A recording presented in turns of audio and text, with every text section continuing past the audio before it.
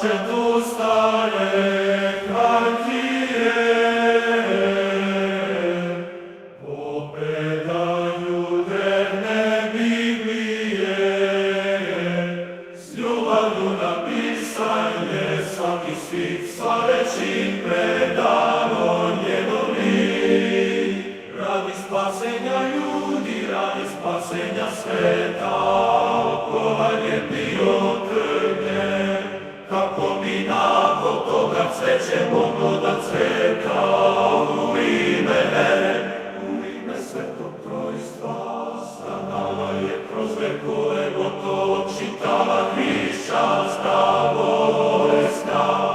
Slave ljudi njegovo vaskrsenje, nadajući se da smrt konačna nije i da će jednog dana tamo negde opet zagrliti svoje najmilije.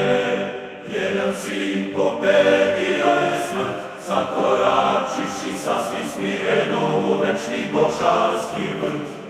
Svake godine slaveći